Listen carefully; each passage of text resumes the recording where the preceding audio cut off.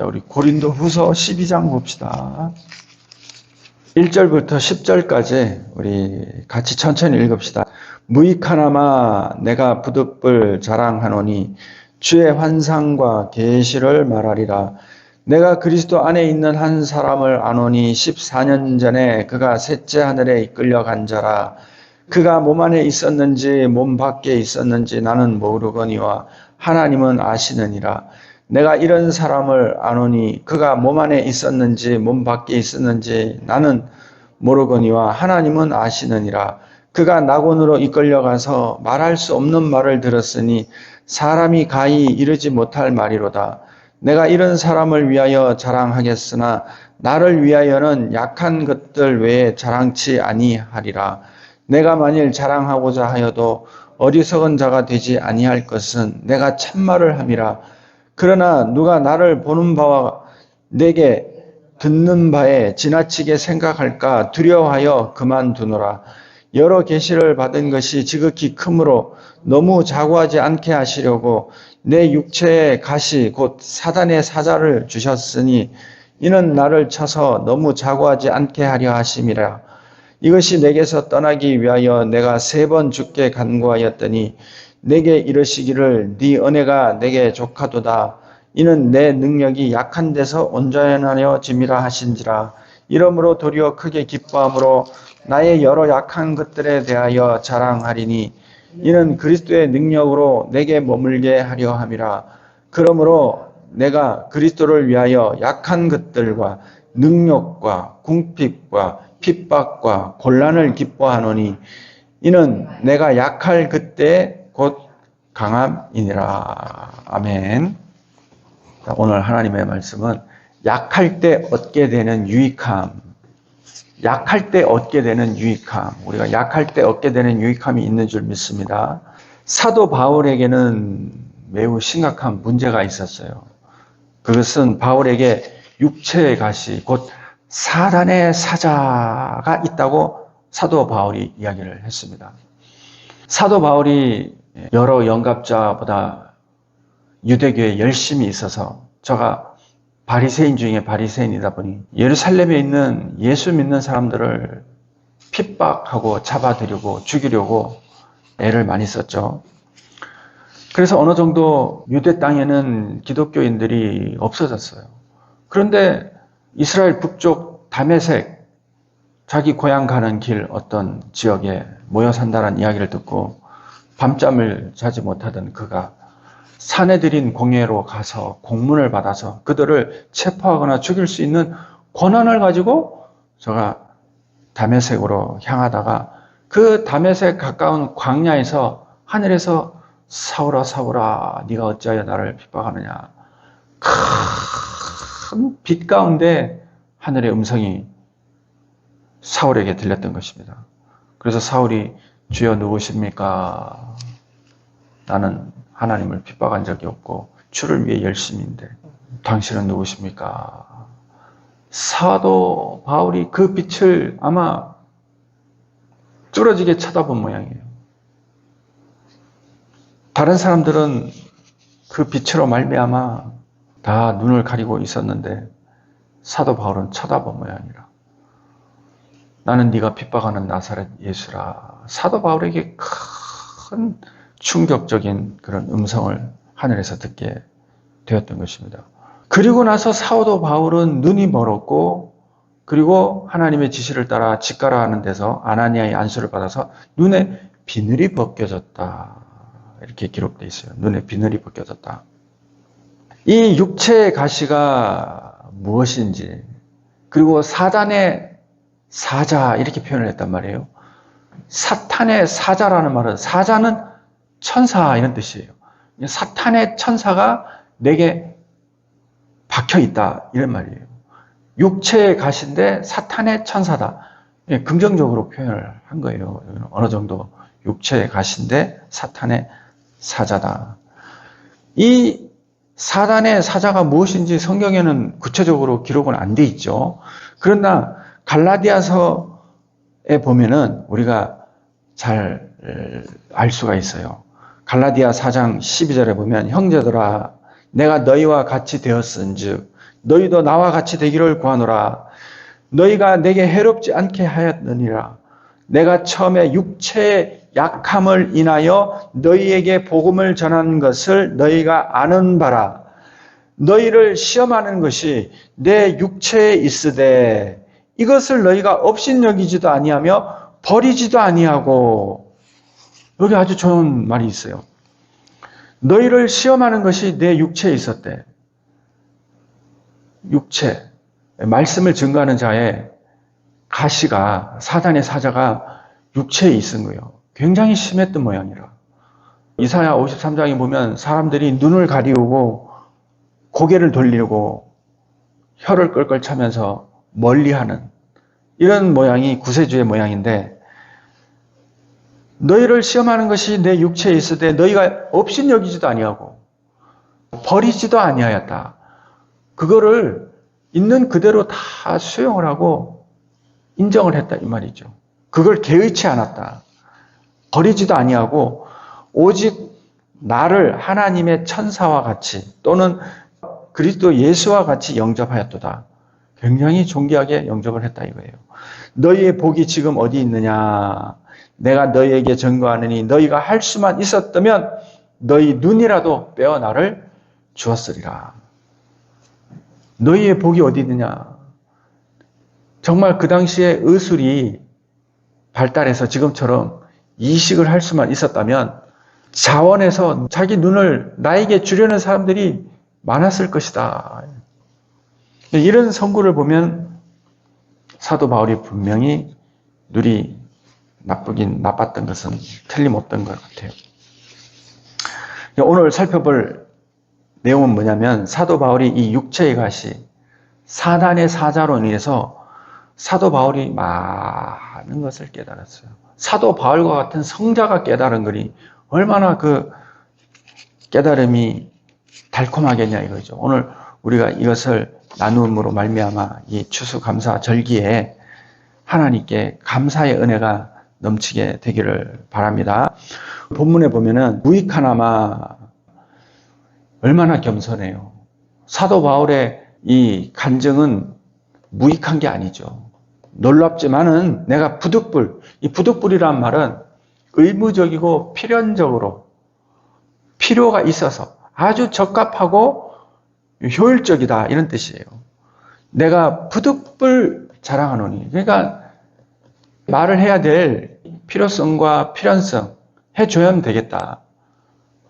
그래서 자랑한다. 카오카이마이. 이 자랑한다는 말과 자고하다라는 말이 같은 어근에서 나오기 때문에 내가 부득불 자랑하노니 주의 환상과 계시를 말하리라. 주의 환상과 계시를 말할 수 있는 사람이 보통 사람은 아니잖아요. 내가 그리스도 안에 있는 한 사람을 아노니 14년 전에 내가 셋째 하늘에 이끌려 간지라. 그가 셋째 하늘에 자기의 간증이죠. 그리고 내가 이런 사람을 아노니 그가 낙원으로, 이 낙원이란 말이 파라다이손이란 말이에요. 에덴 동산을 가리키는 그런 단어예요. 동산, 에덴 동산. 그가 낙원으로 이끌려가서 말할 수 없는 말을 들었으니 사람이 가히 이르지만 못할 말이에요. 사람이 도저히 표현할 수 없는 그런 것을 그가 들었다. 그런 말을 들었다. 얼마나 그 말이 놀랍고 신비로운지 들었는데 들은 말을 도대체 표현할 수가 없어. 나는 이런 심정을 알겠어요. 말로 설명할 수가 없어. 이 마음속에는 그 좋은 어떤 심상이 있는데 이 표현이 안 돼. 그리고 표현하는 말이 너무 부족해. 조악하고. 차라리 말 안 하고 느낌을 간직하는 게 낫겠다는 이런 생각을 가질 때가 많이 있는데 가히 사람이 이르지 못할 말이로다. 내가 이런 사람을 위하여 자랑하겠으나 나를 위하여는 약한 것들 외에는 자랑치 아니하리라. 이렇게 좋은 것들을 보고 나니까 내 약한 것들을 자랑할 수밖에 없어. 왜냐하면 그것과 연관이 있기 때문에 그래요. 약한 것들 외에는 자랑치 아니하리라. 그러니까 사람에게 가히 이르지 못할 말인데 사람들이 깨닫지 못할 말이죠. 그러나 나를 위해서 내가 그 좋은 것, 가히 이르지 못할 그 말을 들었는데 그걸 위해서는 나의 약한 것들 외에는 자랑하지 아니하리라.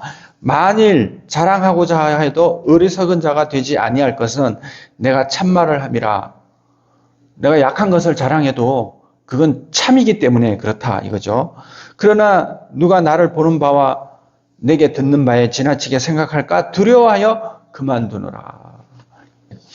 여러 계시를 받은 것, 이 계시를 받다, 아포칼립시스란 말이 드러나다, 또 빛나다, 진실을 폭로하다, 드러내다 이런 뜻이에요. 진실을 폭로하다. 여러 계시를 받은 것이 지극히 크므로, 이거 지극히 크다, 이게 휘펠볼레란 말인데 이게 너무 크기 때문에 이런 뜻이에요. 다른 것들 너머로 던져지다, 위로 던져지다 이런 뜻인데 탁월하다, 출중하다, 엄청나다, 과도하다 이런 뜻을 가지고 있어요. 지극히 크므로 너무 자고하지. 이 자고하다라는 말이 가정법 현재 수동형 1인칭 단수인데 내가 여러 계시를 받은 것, 감춰진 것들을 보고 들은 것이 탁월하기 때문에 하나님께서 나를 자고라는 말이 수동형이잖아요. 그러니까 내가 본 게 많으니까 할 말도 많고 간증할 것도 많고 속에 있는 깨달음도 많기 때문에 얼마든지 그걸 말하면 자고하게 되는 거예요. 거짓말하는 게 아니라 자기가 보고 들은 것을 말함에도 불구하고 그렇게 되어질까 봐 이게 스스로 위로 끌어올리다 이런 뜻이에요. 자고하다. 자, 이 자고하다라는 말과 자랑하다, 카우카우마이라, 히펠라이로마이라는 말이 자랑하다라는 말도 올라가다, 높이다 이런 뜻인데 이게 어근이 아이로 세워지다, 일어나다 이런 뜻에서 나온 단어예요. 그러니까 이 자고하다라는 말은 스스로 높이다 이런 뜻인데 이 자랑하다 이런 단어들도 이게 남과 다르다는 걸 드러내려고 하는 것 이런 단어가 있고 엉뚱한 것을 자랑하지 못하게 하다 이런 뜻도 가지고 있어요. 엉뚱한 게 아니라 자기가 계시를 보았고 받은 것이 많지만은 그걸 말하면 엉뚱한 사람이 된다 이 말이죠. 이걸 이해를 좀 하게 되기를 바랍니다. 생명나무의 과실을 먹은 자는 세상과 구별되기 때문에 그가 본 거는 구별된 것을 본 거기 때문에 말을 하게 되면 이게 자칫 받지 못하는 자들 앞에서는 엉뚱한 말이 되는 것입니다. 엉뚱한 자랑이 될 수밖에 없는 이런 뜻을 가지고 있습니다. 그래서 너무 자고하지 않게 하시려고 내 육체의 가시, 이게 스콜롭스라는 말이에요. 가시라는 말이 뭐냐면 이게 앞쪽이 바싹 마른 거예요. 그리고 육체의 괴로움이나 불구, 말뚝, 가시 이런 뜻인데 이게 원래는 전쟁에 쓰는 고문 도구예요. 앞이 바싹 말라가지고 굉장히 뾰족한데 옛날에는 전쟁을 치르면 아군의 사기를 높이기 위해서 이 스콜롭스라는 1m 정도 되는 바싹 마른 이 가시를 가지고 그 상대편 적군을 사로잡아 쇠사슬에 이걸 묶어가지고 이 옆구리 이쪽에서 찔러서 이쪽을 튀어나오게 한 다음에 관통시켜서 아군 진영에 이게 끌고 다녔대. 이게 스콜롭스예요. 스콜롭스. 그게 가시야. 이 스콜롭스를 몸에 지닌 사도 바울이 이게 얼마나 고통스러웠으면 그걸 육체의 가시라. 나는 충분히 이해가 돼요. 아파서 그런 게 아니라니까요. 자기 아픈 거를 사도 바울은 말한 적도 없고 불편한 것을 말한 적도 없어요. 성경에 한 구절도 없어. 다만 그가 지중해 연안 전체를 돌아다니면서 소아시아를 포함해서 복음을 전하는데 자기 자신이 복음을 전할 때마다 이것이 얼마나 자기를 겸손하게 만들었는지 그걸 우리가 오늘 좀 배우게 되기를 바랍니다. 그런데 사도 바울은 그 육체의 가시, 그걸 사탄의 사자라 이렇게 표현했어요. 사탄의 사자라는 말은 즐거움의 표시예요. 육체의 가시라는 말은 고통의 표시고, 이 스콜롭스, 육체의 가시를 지금 자랑하는 거예요. 약한 것을 자랑하는 거예요, 지금. 곧 사단의 사자, 이 앙겔로스, 천사, 사탄은 대적자, 비방자의 천사. 그러니까 천사 중에 3분의 1이 사단에게 속해 있잖아요. 그 중에 하나가 내 눈에 지금 들어와 있다. 이런 뜻이죠. 사단의 사자를 주셨으니 이 디돔이라는 말은 공식적으로, 법적으로, 의무적으로 정당하게 이렇게 넘겨준다 이런 뜻이에요. 사도 바울은 자기에게 있는 이 고통을 어떻게 보느냐? 감사합니다. 오늘 우리가 약할 때 얻게 되는 유익이라 그랬잖아요. 하나님, 이것도 감사의 도구로 주셨구나. 모든 것이 합력하여 선을 이룬다는 말은 모든 것이 다 합쳐져서, 모든 것이 다 합쳐지면, 이런 뜻이에요. 합쳐지면 선이 된다. 반드시 주 안에서는 선이 이루어지게 되는 것입니다. 주 밖에 나가지 않으면 모든 것이 합력하여 선을 이루게 된다. 이는 나를 쳐서, 가정법인데 학대를 하고 폭력을 행한다 이런 뜻이 아니라 그 가시 자체가 나를 치게 한다 이거죠. 그러니 사람들 앞에서 복음을 전해야 되는데 눈에 비늘도 벗겨졌겠죠. 진물도 나죠. 이런 모습으로 복음을 전할 때 마음이 얼마나 찢어지고 아팠겠냐 이거죠. 그런데 갈라디아 교인들처럼 아무도 그걸 없이 여기거나 없는 것처럼 버리지도 않았다. 그러니 사도 바울의 감사가 배가 되는 거죠. 내가 옛날에는 고린도후서를 강의를 하고 나서는 키 크고 잘생긴 것 이게 부끄럽구나. 내가 잘생겼다는 뜻이 아니라고. 사람들이 생각할 때 키가 크거나 잘생기거나 학벌이 높거나 또 여러 가지 조건, 우리가 숭배하는 이런 조건이 좋은 게 이게 너무 부끄럽다는 생각을 가지고 여러 번 말을 해줬을 거예요. 바로 이 말씀 때문에. 너무 자고하지 않게 하려 하심이니라. 나를 쳐서. 그 가시가 항상 나를 쳐. 근데 요즘은 내 속에 그게 있어요. 하나님의 사단의 사자가 내 마음속에 있어. 그래서 늘 감사하고 겸손한 마음으로 이렇게 살아가는 도구가 되고 있습니다.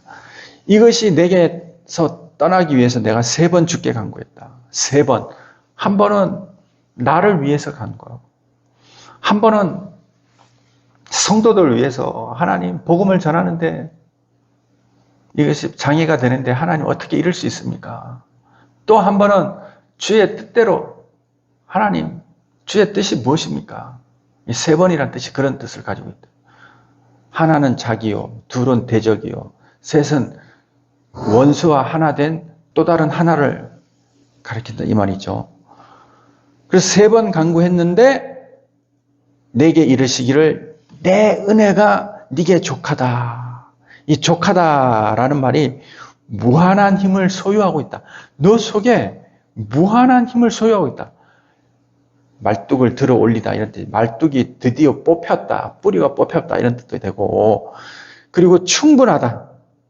강하다 이런 뜻이에요. 내 은혜가 네게 족하다. 이는 내 능력이 약한 데서, 이 약하다라는 말이 이게 아스데네아라는 말인데 병들다, 질병에 걸렸다, 힘이 부족하다, 빈약하다 이런 뜻이에요.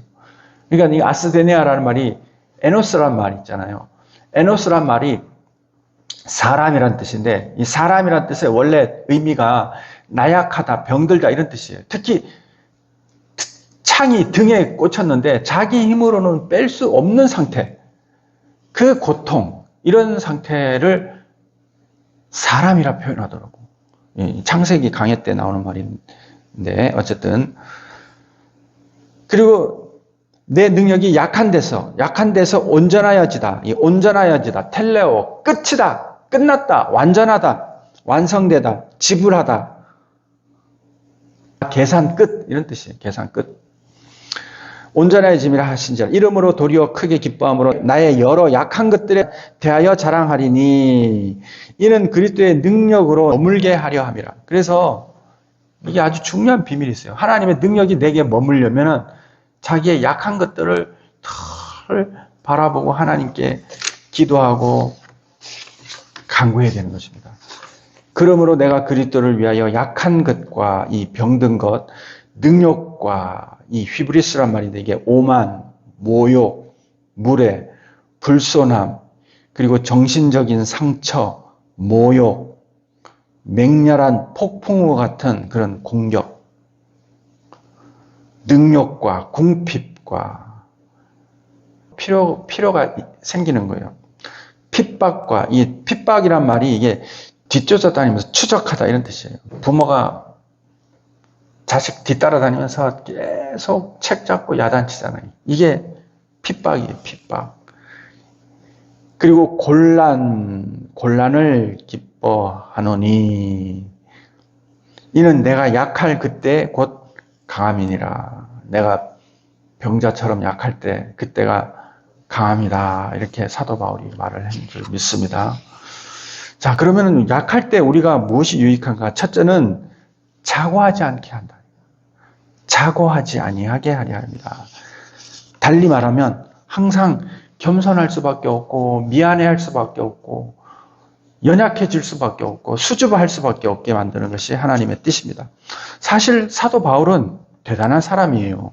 사도행전 22장 3절에 보면 나는 유대인으로 길리기아 다소에서 났고 이 성에서 자라 가말리알의 문화에서 우리 조상의 율법에 엄한 교훈을 받았고 오늘 너희 보는 모든 사람처럼 하나님께 대하여 열심하는 자라.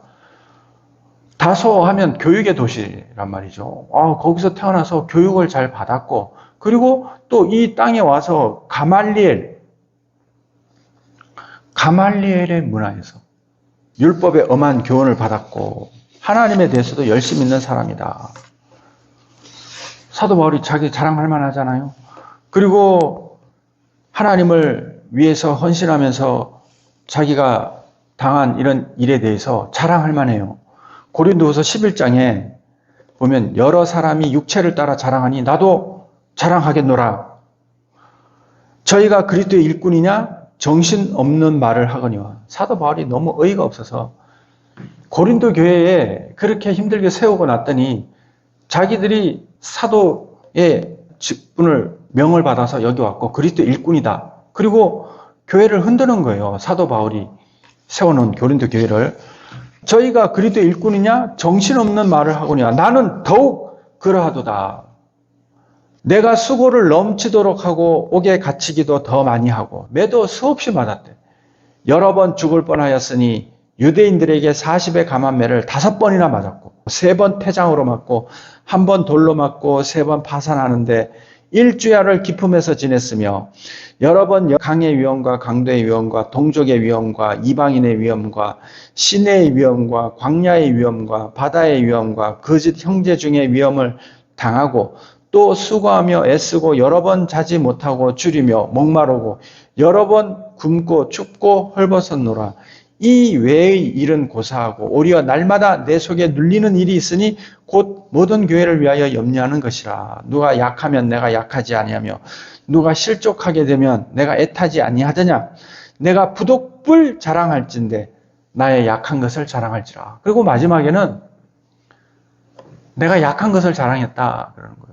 내가 자랑할 게 많은데 매맞고 쫓기고 배가 파손되고 굶고 줄이고 강도의 위험 또 강의 위험, 여행의 위험, 이방인의 위험 이 말이 우리가 가슴으로 이해가 될 줄 믿습니다.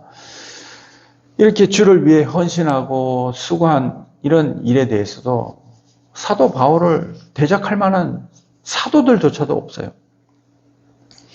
그리고 성도들에게 존경받을 만한 계시도 오늘 본문에 보니 많이 받았잖아요. 주의 환상과 계시를 말하리라 하고 낙원에 이끌려 올라간 이런 계시도 받은 사람이 사도 바울이에요. 얼마든지 자기가 남들 앞서 말할 수도 있고 행할 수도 있고 또 나타낼 수도 있었지만 바울에게 있는 이 육체의 가시는 그가 복음을 전할 때 하나님의 천사의 모습으로 나타나게 되게 하는 도구가 된 줄 믿습니다. 우리에게도 무언가 앞서 나가려고 하거나 교만하게 되는 이런 것들을 제어할 수 있는, 이거를 마음에 담아둘 수 있는 그런 무언가가 있어야 돼요. 사람은 말을 제어하기가 쉽지가 않아요. 그래서 말을 제어하는 자를 온전한 자라 그래서 그게 오죽 힘들면, 특히 젊은 사람들.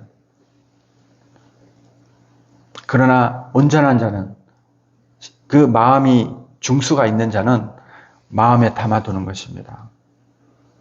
말을 많이 하면 많이 할수록 실수가 늘어날 뿐이지 말을 적게 해서 실수한 사람은 본 적이 없어요.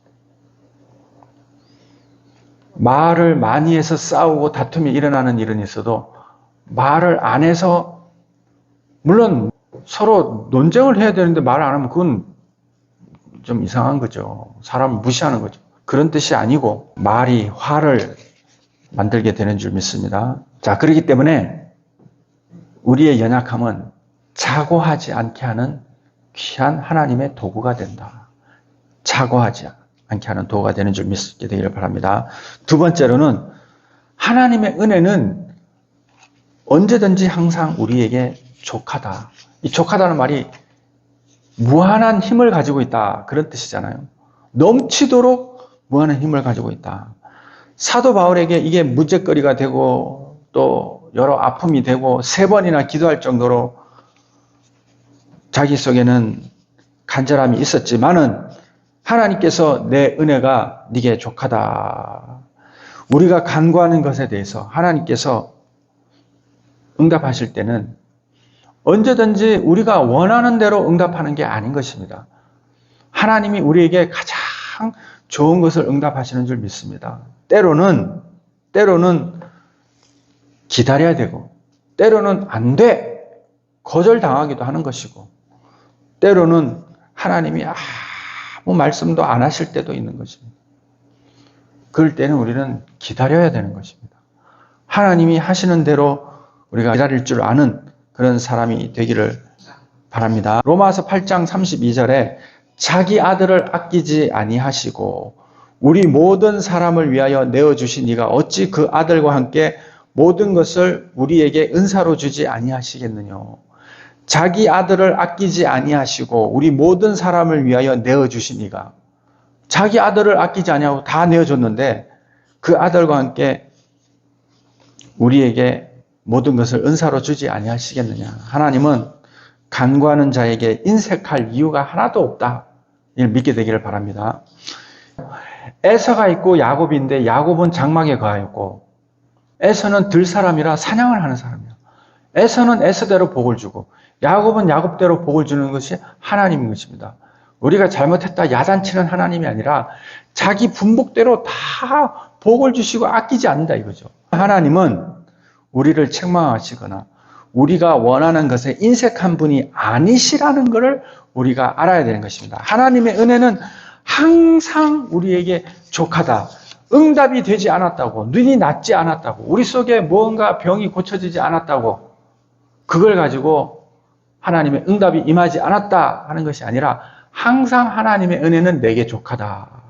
우리가 믿음으로 말미암아 하나님의 구원을 얻고 천국에 가는 것이지, 그 가시가 없으면 겸손해지겠어요? 자고하지? 그리고 그 은혜로 말미암아 항상 하나님을 바라보게 돼요. 믿음이 달라진다니까요. 하루의 생명이 어찌 될지 보장받지 못한 사람은 온종일 믿음이 충만해. 항상 하나님의 은혜는 우리에게 넘치도록 충만하다. 우리의 가시를 포용하고도 남을 만큼 족하고 넉넉하다. 우리에게 아무 문제가 없고 고통스러운 일이 없으면 우리는 이 땅이 너무 좋아서 이 땅에서 천년만년 살 것처럼 그렇게 살게 될지도 모른다 이 말이죠. 몸에 가시가 없는 사람이 어디 있냐고요. 이 가시를 선용해야 되는 것입니다. 하나님의 은혜는 항상 족하다. 자고하지 말고 하나님의 은혜는 항상 족하다는 걸 깨닫게 되고, 세 번째는 약할 그때 하나님의 능력이 나타나는데 이 능력은 신비로운 능력이다. 우리가 감사할 수밖에 없는 능력이다. 항상 감사합니다. 하나님, 이건 제게 아니에요. 하나님 감사합니다. 늘 이런 마음을 가지게 되고 두려운 마음을 가지게 돼요. 사람이 무력함을 의식할 때 두 가지 반응이 나타나요. 하나는 부정적이야. 하나는 또 긍정적인 반응이 나타나는데, 부정적인 반응은 뭐냐면 의기소침해지거나 자학을 하거나 반항적이 되어서 하나님을 모욕하고 뛰쳐나가게 되고, 긍정적인 반응은 뭐냐? 하나님께 더 간구하게 되고 도우심을 바라게 되고 앙망하게 돼요. 자신의 약함을 올바로 인식하는데 시간이 많이 걸리고 훈련이 필요해. 아브라함은 아들을 낳는데 25년이 걸렸고, 그리고 이삭을 드릴 때 하나님의 수업이 끝났어요. 아브라함아, 아브라함아, 그 아이에게 손대지 말라. 네가 이제야 나를 경외하는 줄 내가 알았다. 야곱은 외삼촌 집으로 가서 20년 동안 고생했어요. 요셉은 또 얼마나 오랫동안 17살에 가서 39에 22년 동안 자기 자신을 향한 하나님의 이 능력이 나타난 것을 깨달았어요. 내가 애굽의 총리가 되지 아니하였으면 어떻게 우리 가족을 구원하고 이 일을 이룰 수 있을까? 모세는 40년 걸렸어요. 창세기 26장에 보면 이삭의 삶에 대해서 나오는데, 이삭은 일생 순종하면서 살았죠. 아버지가 하나님의 뜻을 따라 자기를 죽이려 할 때 얼마든지 아버지를 저지할 수 있는 힘이 있었지만 이삭은 순종했단 말이에요. 이삭의 나이가 많았단 말이에요. 그때 적은 나이가 아니었어요. 그런데 그런 이삭은 그 아버지의 그 칼에서 하나님이 구해준 것 알았고, 그 이후로도 순종적인 삶을 살았어요. 아브람 때 첫 흉년이 들었더니 그 땅에 또 흉년이 들며 이삭이 그랄로 가서 블레셋 왕 아비멜렉에 이르렀더니 여호와께서 이삭에게 나타나 가라사대 애굽으로 내려가지 말고 내가 내게 지시하는 땅에 거하라. 이 땅에 유하면 내가 너와 함께 있어 내게 복을 주고 내가 이 모든 땅을 너와 너 자손에게 주리라. 내가 네 아비 아브라함에게 맹세한 것을 이루어 네 자손을 하늘의 별과 같이 번성케 하며 이 모든 땅을 내 자손에게 주리니 네 자손을 인하여 천하 만민이 복을 받으리라. 이는 아브라함이 내 말을 순종하고 내 명령과 내 계명과 내 율례와 내 법도를 지켰음이니라 하시니라. 이삭이 그랄에 거하였더니, 또 뒤쪽에 보면요, 그곳 사람들이 그 아내를 물으매, 아내를 물었다는 말은 리브가가 아름다웠다는 거죠. 그 땅의 풍속이 아주 더러워서 남편이 있으면 그 여자를 뺏으려면 남편을 죽여야 되는 이런 풍속이에요. 그러니 이런 땅에 자꾸 아내에 대해서 물으니 그가 말하기를 그는 나의 누이라 하였으니 리브가는 보기에 아리따움으로 그곳 백성이 리브가를 인하여 자기를 죽일까 하여 그는 나의 아내라 하기를 두려워하였음이었더라. 이삭이 거기 오래 거하였더니 이삭이 그 아내 리브가를 깨앗는 것을 블레셋 왕 아비멜렉이 창으로 내다본지라. 그곳 왕 아비멜렉이 리브가에 관심을 가진 거예요. 하루는 보니까 리브가를 깨앗는 걸 본 거야. 이에 아비멜렉이 왕인데 이삭을 불러 이러대. 이삭 좀 와보세요. 와보세요. 불러가지고 그가 정녕 네 아내연을 어찌 네 누이라 하였느냐. 이삭이 그에게 대답하되 내 생각에 그를 인하여 내가 죽게 될까 두려워하였음이로라. 하나님께서 믿음의 조상 자기 백성 아브라함에게도 흉년을 허락해서 애굽에 가서 자기 아내를 누이라 그리고 속이게 했는데, 그 아들 이삭에게도 똑같이 또 환난을 주신 거예요. 이제는 내려가지도 말고 하나님의 말씀대로 여기 거하라 했는데 그곳에서도 우물도 빼앗기고 아내 리브가도 누이라고 하는 바람에 졸지에 거짓말쟁이로 드러나고 아주 파렴치한 사람이 된 거죠. 요셉은 어땠어요? 내가 이 집의 모든 소유를 주인이 내게 맡겼는데 금한 것은 당신뿐이라. 당신은 그의 아내가 됨이니라. 내가 어찌 이 큰 죄를 행하여 하나님께 득죄하리까? 하나님의 말씀을 지키다가 요셉은 감옥에 가서 6년 동안이나 어두컴컴한 감옥에서 고생했잖아요. 우리 이런 것들을 잘 한번 생각해 보세요. 만약에 나라면 어땠는가? 우리는 단 한 달도 억울하게 감옥에 가 있으면 아마 눈물이 났을 거예요. 눈물이 날 정도가 아니라 하나님을 원망했을지도 모릅니다. 얼마나 이삭이 자존심이 상하고 부끄러웠겠어요. 요즘 코로나 때문에 성도들 삶이 흉년이 들은 거예요. 흉년이 들은 사람들이 많죠. 그러나 우리가 약할 그때에 하나님의 강함이 나타나게 되려고 하나님께서 함께 하시는 줄 믿습니다. 자기의 약함이 드러나자 하나님의 강함이 나타난 거예요. 이 일 후에 우물을 빼앗는 사건이 막 일어난 거죠. 저 거짓말쟁이, 저 나쁜 놈, 우물을 빼앗겨도 다 내어줄 수밖에 없는 이 심정을 우리가 이해하게 되기를 바랍니다. 에스겔서 36장에 보면 나는 너희를 구원한 것이 아니라 너희가 더럽힌 나의 이름을 위해 너희를 구원했다. 하나님께서 우리를 구원하신 것은 우리가 이 구원받은 능력을 나타내고 이런 것이 아니라 우리 속에서 하나님의 이름이 나타나게 하기 위해서 우리를 구원했대. 이 말을 잘 들어야 돼요. 구원은 하나의 과정이다. 구원을 받은 사람은 그 구원받은 자에게서 하나님의 이름이, 영광이 나타나져야 되는 것입니다. 그게 열매야. 그런데 사람들은 구원받으면 끝이라 생각하니 이게 아직도 첫째 날, 둘째 날 믿음에서 헤어나오지를 못하고 있는 것입니다. 우리가 하나님께 영광을 돌리는 삶을 산다는 것은 우리 삶 속에서 하나님의 성품과 인격과 그리고 하나님의 능력과 권세가 나타나 보여져야 돼요. 그런데 우리가 약할 때 그게 나타나게 된다는 거예요. 이걸 좀 제발 좀 우리가 기억하게 되기를 바랍니다. 우리가 약할 때 그게 나타나지 세상에서 잘나고 잘 나가고 똑똑하고 이럴 땐 그것이 나타날 수도 없고 오히려 나를 위해서 내가 구원받았다 착각하고 하나님은 나를 구원하신 분이라 그렇게 생각하는 거죠. 맞는 말인데 하나님이 나 때문에 더럽혀진 그 이름을 위해서 자기 이름을 위하여 나를 구원한 거지 나를 위해서 구원한 게 아니라니까요. 그러니 참 표현하기도 힘들고 말하기도 힘들지만 우리가 이 말을 잘 받게 되기를 바랍니다.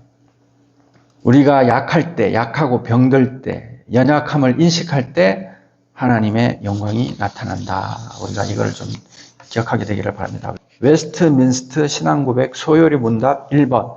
인생의 제일 가는 목적은 영원토록 하나님을 영화롭게 하고 그분을 즐기고 누리는 것이니 이렇게 돼 있어요.